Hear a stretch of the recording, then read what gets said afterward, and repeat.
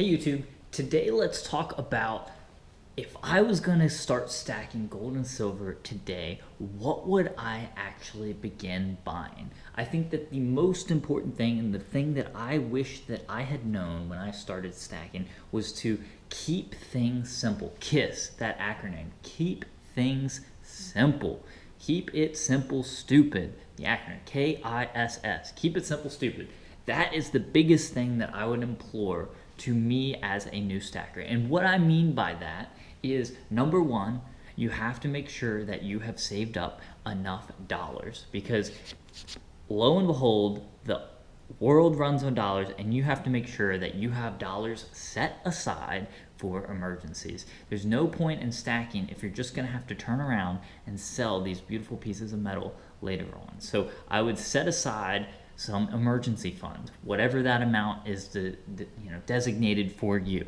The second thing I would say is, I wish that I had known that certain states have minimums to buy for both gold and silver bullion before you get exempt from sales tax. There's no point in paying, 6, 7, if you live in some states, ridiculous sales tax on your gold and silver bullion. Just simply paying that tax can sometimes erase your gains for years and years and years. So I wish that I had known about my state's sales tax laws and made sure that I saved up that amount to spend on bullion before buying into it.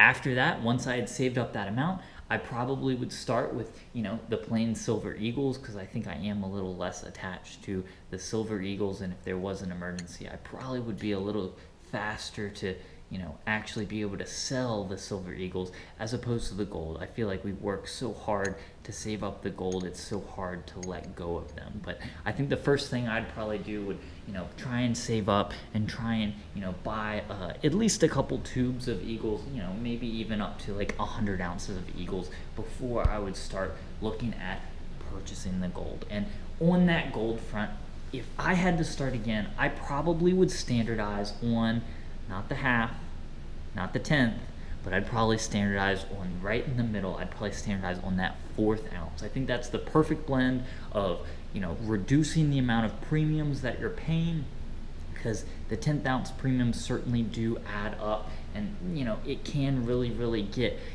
quite high in terms of premiums, and if you're not careful, those premiums can really eat into your savings. So I think that would be how I would standardize my gold purchases after I had finally built up my emergency fund, I'd gotten some silver, and then it was finally time to start buying that gold.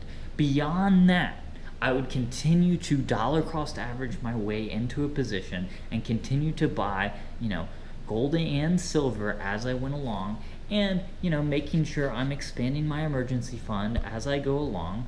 And eventually I'd probably add in what we talked about last video and some of those beautiful lunar series. I think that would be a nice way to change it up and make sure that I wasn't getting bored and I was still stacking things that I enjoyed, because in the end, this is still kind of a hobby. We talk about it being an investing, but really there is still that collecting aspect, and there is so exciting to see some of those beautiful coins that we do have, because that's something that we can get excited about and have fun with. It's not always about the money, but sure, the money is nice to have. So I hope that you can keep it simple, stupid, and figure out your best way to stack. And maybe you have a difference of opinions, and maybe you don't like the gold eagles at all. Maybe you don't like the silver. Maybe you think that you shouldn't have any money in cash, but I don't know. The world just certainly runs on cash. So those are some of the things that I would do differently if I had to start my silver and gold stack all over again. I would love to hear from you guys in the comment section, so feel free to jump in there and tell me something. I'm always eager to learn from other people. I think that's some of the benefits of YouTube, is to hear from different people and to get different people's perspectives, whether it's watching videos or down in the comment section. It's always fun to hear differences of opinion. If you did like this video, feel free to like, comment, share, and subscribe. Take care.